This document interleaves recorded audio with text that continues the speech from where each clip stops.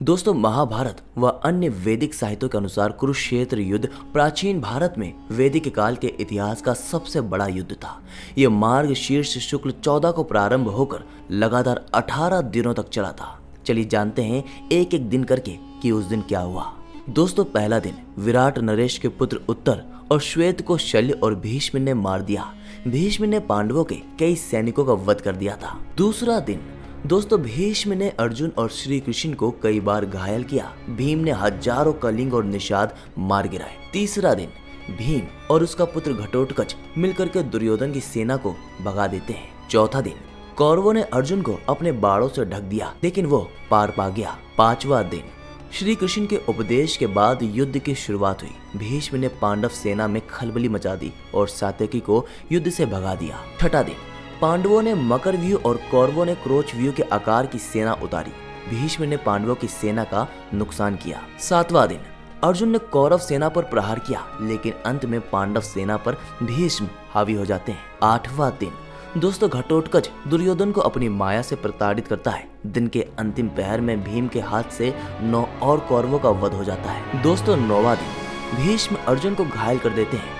कृष्ण को अपनी प्रतिज्ञा तोड़कर हथियार उठाने पड़ते हैं। भीष्म पांडवों की सेना को भारी क्षति पहुंचाते हैं। दोस्तों, 10वां दिन भीष्म का भीषण संहार देखकर श्री कृष्ण पांडवों से कहते हैं कि वो उनकी मृत्यु का उपाय पूछे।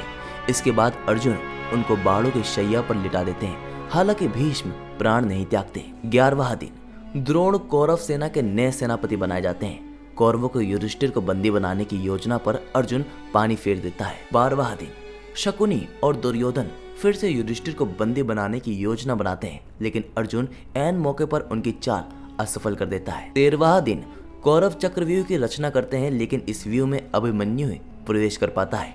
वो अकेला कौरवों के महारथियों से भिड़ता है और वीर गति को प्राप्त हो जाता है। 14वां दिन जयद्रथ को बचाने के लिए द्रोण उसे सेना के पिछले भाग में छिपा देता है, लेकिन श्री कृष्ण द्वारा किए गए सूर्यास्त की वजह से वो बाहर आ जाता है और अर्जुन के हाथों मारा जाता है। 15वां दिन इस दिन पांडव छल से द्रोणाचार्य को अश्वत्थामा की मृत्यु का विश्वास दिला देते हैं। इससे निराश होकर द्रोण समाधि ले लेते हैं। 16वां दिन भीम के हाथ से दुशासन का वध हो जाता है और वो उसकी छाती फाड़कर उसका रक्त पीता है। 17वां दिन कर्ण के रथ का पहिया धंसने पर श्री कृष्ण के इशारे पर अर्जुन द्वारा असहाय अवस्था में कर्ण का वध कर दिया जाता है।